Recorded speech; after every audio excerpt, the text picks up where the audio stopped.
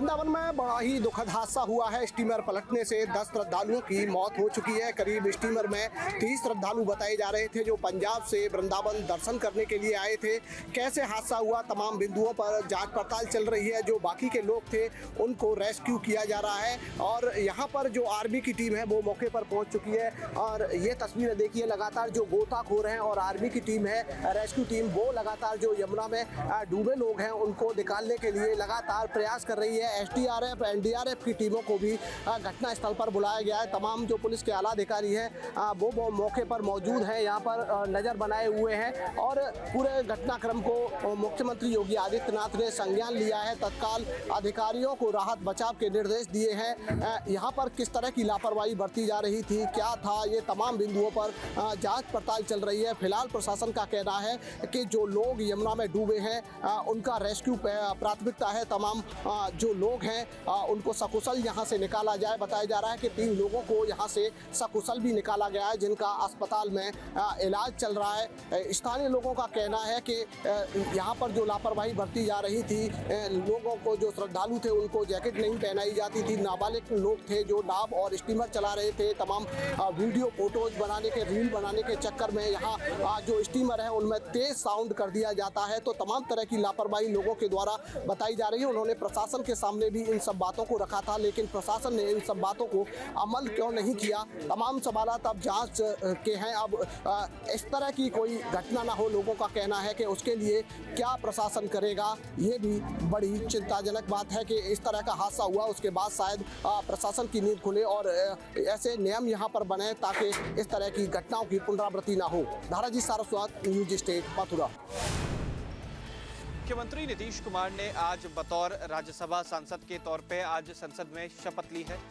शपथ लेने के बाद मुख्यमंत्री ने कई नेताओं से मुलाकात की। हालांकि इस दौरान ये बात सामने आ रही थी कि अमित शाह और प्रधानमंत्री नरेंद्र मोदी से नीतीश कुमार की मुलाकात होगी, लेकिन तमाम अटकलों के बीच मुख्यमंत्री नीतीश कुमार आज शाम 4:20 में दिल्ली से पटना के लिए रवाना हो चुके हैं, जहां पर दिल्ली में कई नेताओं से मुलाकात की और अब पटना में 13 अप्रैल को आखिरी कैबिनेट की बैठक करेंगे और 14 को इस्तीफा देंगे। हालांकि इस्तीफे के बाद नई सरकार के गठन की कवायदें जो है वो शुरू हो जाएंगी और फिर मंथन के बाद एनडीए को नया सीएम का चेहरा बिहार में मिलेगा। वीडियो जर्नलिस्ट ये शर्मा के साथ उत्कर्ष, news state, UP. Uttar Pradesh के लिए आज का दिन खास है क्योंकि जिस तरीके से चुनाव आयोग ने प्रदेश के लिए एसआईआर कराया, आज 10 अप्रैल को फाइनल लिस्ट आ गई है। फाइनल का मतलब ये हुआ कि यूपी के आने वाले समय का जो चुनाव होगा वो इसी मतदाता सूची पर होगा और एसआईआर को लेकर के आज मुख्य निर्वाचन अधिकारी ने प्रेस कॉन्फ्रेंस करके बकायदा आंकड़ों को जारी किया। अगर हम कुल मतदाताओं की बात करें तो 13 करोड़ से ज्यादा मतदाता हैं और अगर पुरुषों की बात करें तो वो 7 करोड़ से ज्यादा के हैं और महिला मतदाता की बात करते हैं तो 6 करोड़ से ज्यादा। लेकिन इन सब के बीच में जो महत्वपूर्ण है वो लगभग 8,15,000 ऐसे मतदाता निकले जिनके नाम डिलीट किए गए, निकाल दिए गए क्योंकि उनके पास कोई ऐसा डॉक्यूमेंट नहीं था, प्रपत्र नहीं था जिससे उनके नामों को रखा जा सके। लेकिन इससे पहले बात करें तो 3 करोड़ के आसपास ऐसे मतदाता थे जिनको नोटिस दिया गया, उसमें उनको डॉक्यूमेंट्स देने थे और प्रूफ देना था।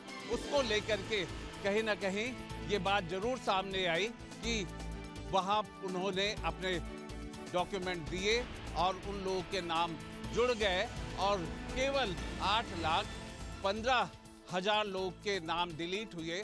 लेकिन अगर इसे हम 2024 के मतदाता सूची से और आज के मतदाता सूची से तुलना करें तो 2 करोड़ मतदाता के नाम कहा जाए कम हो गया है और यही सियासत का पहला आंकड़ा हो गया है जिसको लेकर के विपक्ष सत्ता पे आरोप लगा रहा है कि भारतीय जनता पार्टी ने निर्वाचन आयोग के माध्यम से राजनीति की है और विपक्ष को हराने के लिए एसआईआर का सहारा लिया है। वीडियो जर्नलिस्ट दीपक राणा के साथ आलोक पांडे, न्यूज स्टेट, लखनऊ। केंद्रीय कैबिनेट से नारी शक्ति वंदन अधिनियम विधेयक को मंजूरी मिलने के बाद जल्द ही इसे संसद में पेश किया जाएगा। हालांकि इस विधेयक को लेकर यानी कि इस बिल को लेकर जो बीजेपी शासित राज्य हैं वो बहुत ज़्यादा एक्टिव दिख रहे हैं। खासतौर पर अगर हम उत्तर प्रदेश की बात करें तो नारी शक्ति वंदन अधिनियम विधेयक को लेकर आज सीएम योगी ने अपने सरकारी आवास पर एक महत्वपूर्ण बैठक बुलाई। दरअसल ये बैठक इसके प्रचार प्रसार को लेकर और जागरूकता अभियान को लेकर बुलाई गई थी। अब से थोड़ी ही देर पहले ये बैठक खत्म हुई है। महत्वपूर्ण ये है कि इस बैठक में सीएम के साथ दोनों डिप्टी सीएम ब्रजेश पाठक और केशव प्रसाद मौर्य भी मौजूद थे। साथ में उत्तर प्रदेश महिला आयोग की जो टीम थी वो भी मौजूद थी। देखा जाए तो इस विधेयक के लागू होने के बाद, हालांकि 2029 में इसके लागू होने की संभावना है, जिसके बाद चाहे हम संसद की बात करें या फिर देश के तमाम राज्यों की जो विधानसभाएं हैं उनकी बात करें, उसमें महिलाओं के लिए 33% जो आरक्षण का रास्ता है वो साफ हो जाएगा। और उसके बाद संसद समेत जो राज्यों की विधानसभाएं हैं उसमें विधानसभा सीटों की जो संख्या है, यानी कि जो सीटें हैं वो भी बढ़ाई जाएंगी। हालांकि उससे पहले सीएम ने आज की बैठक में तमाम दिशा निर्देश जारी किए हैं, क्योंकि इस विधेयक को लेकर, इस बिल को लेकर योगी सरकार बहुत जल्द एक बड़ा कैंपेन लॉन्च करने वाली है, जिसमें नारी शक्ति वंदन अधिनियम को लेकर पूरे प्रदेश में प्रचार अभियान चलाया जाएगा। साथ में महिलाओं को जागरूक किया जाएगा कि इस बिल के आने से महिलाओं की जो हिस्सेदारी है वो राजनीति के साथ साथ जो एक संवैधानिक प्रक्रिया है उसमें किस तरीके से उनकी हिस्सेदारी बढ़ने वाली है। कुल मिलाकर कह सकते हैं कि नारी शक्ति वंदन अधिनियम को लेकर उत्तर प्रदेश ने पहल करते हुए ये फैसला किया है कि बहुत जल्द इसके प्रचार प्रसार को लेकर पूरे प्रदेश में एक कैंपेन सरकार लॉन्च करेगी और पूरे जोर शोर के साथ पूरे प्रदेश में एक अभियान के तहत महिलाओं को जागरूक किया जाएगा। वीडियो जर्नलिस्ट सैफुल हसन के साथ Avinash Singh, news state Lucknow. National highway authority of India NHAI ने आज से नए नियम लागू कर दिए हैं। देश भर के टोल प्लाजा पर अब कैश काउंटर बीते दिनों की बात हो गई है।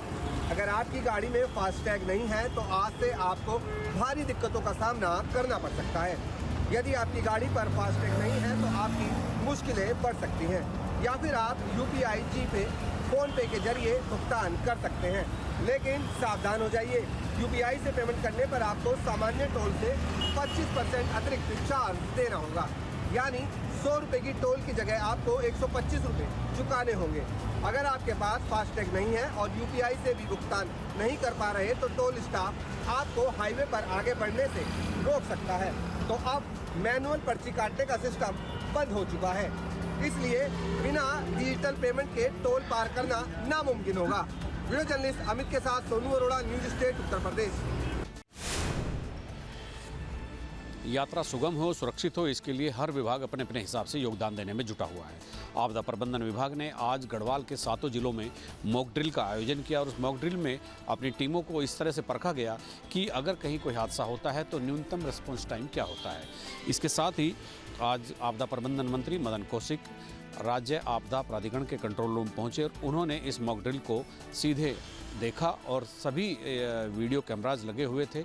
7 जिलों में किस तरह की मॉक ड्रिल हुई है और उसमें कहाँ खामियां रही हैं, क्या वो पूरी सक्सेसफुल हुई हैं, तो उसको पूरी तरह से उन्होंने गौर से देखा और समझा। इसी के साथ ही 7 जिलों के मॉक ड्रिल के बाद आपदा प्रबंधन विभाग भी अलर्ट मोड में आ गया है। कहीं भी इसी तरह की कोई सिचुएशन आएगी कि जहाँ आपदा प्रबंधन का काम शुरू होगा तो वहाँ रेस्पॉन्स टाइम को न्यूनतम किया जाएगा। अपने सहयोगी कैमरामैन सोनी कुमार के साथ न्यूज स्टेट के लिए देहरादून से अजीत सिंह राठी। काशी के आसमान पर पहली बार लड़ाकू विमान गरजते हुए दिखाई देंगे। दरअसल भारतीय वायुसेना दिवस जो 8 अक्टूबर को आयोजित होता है वो इस बार वाराणसी में आयोजित होने वाला है। हालांकि एयर शो 8 अक्टूबर के बाद आयोजित होगा और ये एयर शो वाराणसी के नमो घाट पर आयोजित किया जा रहा है। हालांकि जो लड़ाकू विमान है वो वाराणसी के बाबतपुर के अंतर्राष्ट्रीय एयरपोर्ट से उड़ान भरेंगे और नमो घाट के ऊपर आसमान पर राफेल और सुखोई जैसे जो विमान है वो करतब दिखाते हुए नजर आएंगे। यानी कि भारतीय वायुसेना का जो शौर्य है वो इस बार वाराणसी में दिखाई देगा और साथ ही लगभग 2.5 घंटे तक ये एयर शो आयोजित किया जाएगा। एयरफोर्स के अधिकारी यहां आकर के निरीक्षण कर चुके हैं और जल्द ही इसकी औपचारिक घोषणा भी पूरी कर दी जाएगी। पर अभी तक ये साफ हो चुका है कि भारतीय वायुसेना का जो दिवस है वो वाराणसी में आयोजित होने वाला है और राफेल सुखोई जैसे लड़ाकू विमान पहली बार वाराणसी के आसमान पर उड़ते हुए दिखाई देंगे। न सिर्फ उड़ेंगे बल्कि वो कर्तव्य दिखाएंगे और यहाँ की जनता भी पहली बार देखेगी कि किस तरीके से भारतीय वायुसेना का शौर्य आसमान को छू रहा है और भारत की वायुसेना किसी से भी कम नहीं है। वीडियो जर्नलिस्ट शिवम मिश्रा के साथ सुशांत मुखर्जी, न्यूज़ 8 वाराणसी। 19 अप्रैल से शुरू होने वाली चारधाम यात्रा को लेकर के खास तौर पर यात्रियों की सुरक्षा को लेकर खासी मशक्कत की जा रही है। एसडीआरएफ की टुकड़ियां कितनी कहां होंगी, फायर की टीमें कहां होंगी, ये सारी चीज़ों पर इस पर एक फाइनल निर्णय होकर उनको डिप्लॉय किया जा रहा है। इसी तरह से एसडीआरएफ के साथ फायर ब्रिगेड और इसके अलावा चारधाम यात्रा की हाईटेक सुरक्षा, यानी जो रूट पर 2500 सीसीटीवी कैमरे और 15 ड्रोन से जो निगरानी का जो एक प्लान बनाया गया है, वो वाकई इस यात्रा को सुरक्षित बनाने में मददगार साबित होगा। इसके लिए पूरी तैयारियां चल रही है और मुख्यमंत्री पुष्कर सिंह धामी ने यात्रा शुरू होने से पहले पूरी तरह से तैयारियां खत्म करने के आदेश दिए हैं। अपने सहयोगी कैमरामैन सोन कुमार के साथ न्यूज़ 8 के लिए देहरादून से अजीत सिंह राय। यशवंत वर्मा ने आखिरकार अपने पद से इस्तीफा दे दिया है। उन्होंने अपना रेजिग्नेशन राष्ट्रपति द्रौपदी मुर्मू के पास भेजा है और उसमें उन्होंने लिखा है कि दुखी मन के साथ अपना इस्तीफा भेज रहा हूं। और जिस तरह से दिल्ली हाईकोर्ट के जज रहते उनके आवास से 500 रुपए के नोटों के बंडल, जले हुए बंडल मिले थे, उसके बाद बड़ा विवाद खड़ा हो गया था। और इस मामले में सुप्रीम कोर्ट के चीफ जस्टिस संजीव खन्ना, जो उस वक्त के चीफ जस्टिस थे, उनकी अध्यक्षता में एक 3 सदस्यीय कमेटी ने मामले की जांच की थी, जिसमें उनको दोषी माना था और बाद में उनके खिलाफ संसद में महाभियोग भी लाया गया था। हालांकि इस महाभियोग को भी उन्होंने सुप्रीम कोर्ट में चुनौती दी थी और कहा था कि राज्यसभा में जो जांच है वो उसकी मंजूरी नहीं मिली थी। ऐसे में खाली लोकसभा एक सदन से जो महाभियोग है उसको लाना उचित नहीं है। प्रयागराज से वीडियो जर्नलिस्ट विजेंद्र कुमार के साथ Manvendra Pratap Singh, news state, Uttar Pradesh. Kanpur RTO कार्यालय में एक बड़ा फर्जीवाड़ा निकल करके सामने आया। यहाँ पर एक मृत शख्स को कागजों पर जिंदा दिखा करके उसकी गाड़ी को दूसरे के नाम ट्रांसफर कर दिया गया। मृतक की पत्नी को जब इसकी जानकारी हुई तो वह आरटीओ कार्यालय पहुंची और उसने जानकारी की, जिसके बाद उसने मामले की शिकायत पुलिस थाने में की, जिसके बाद थाने से एक आरोपी को हिरासत में लिया गया। दरअसल पुलिस मौके पर पहुंची और बाबू के कार्यालय में एक प्राइवेट कर्मचारी काम कर रहा था, जिसे पुलिस ने हिरासत में ले लिया है। वहीं आरटीओ के अधिकारी इस पूरे मामले में कुछ भी बोलने से बच रहे हैं। आपको बता दें कि कपिल मल्होत्रा नाम के शख्स ने अपनी गाड़ी का सौदा कल्याणपुर के रहने वाले एक शख्स से किया था, जबकि इस दौरान उनकी मौत हो गई। इसके बाद भी जो गाड़ी खरीदने वाला शख्स है उसने उसके कागज में जिंदा दिखाते हुए गाड़ी अपने नाम ट्रांसफर करा ली। मृतक की पत्नी ने मामले की शिकायत आरटीओ कार्यालय में करने के साथ साथ पुलिस से की है। पुलिस मामले की जांच पड़ताल कर रही है।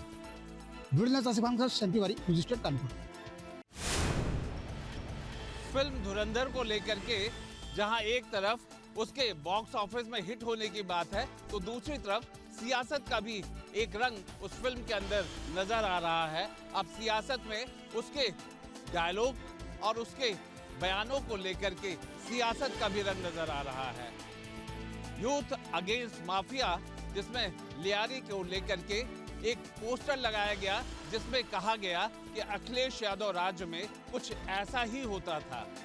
जिस यूथ ने उसको लगाया था, अब उनको धमकी मिल रही है, उन्हें फोन पे डराया धमकाया जा रहा है, उनकी जान को खतरा बताया है। लगभग 10:30 बजे मुझे एक कॉल आता है जिसमें एक एसके सिंह नामक व्यक्ति, जो अपने आप को समाजवादी कार्यकर्ता बताते हैं, लगातार गालियां बकते हैं, मुझे जाति सूचक शब्दों का प्रयोग करते हैं मेरे साथ और मुझे जान से मारने की धमकी देते हैं। राजधानी लखनऊ में एक मामला दर्ज कर लिया गया है और तफ्तीश अभी जारी है। वीडियो जर्नलिस्ट दीपक राणा के साथ आलोक पांडे, न्यूज़ स्टेट, लखनऊ। स्कूलों की मनमानी को लेकर जिला प्रशासन ने सख्त रुख अपनाया है। अब स्कूल जो वाहन चलाए जाते हैं, चाहे वो बसों की बात की जाए या वैन की बात की जाए, वो बिना QR कोड के नहीं चलेंगे। 15 अप्रैल तक की लास्ट दे दी है। जिलाधिकारी अरविंद मल्लप्पा हमारे साथ मौजूद है। सर, क्या कुछ आपने अभियान चलाया और किस तरीके के दिशा निर्देश आपने स्कूल वालों को दिए? सभी को नमस्कार।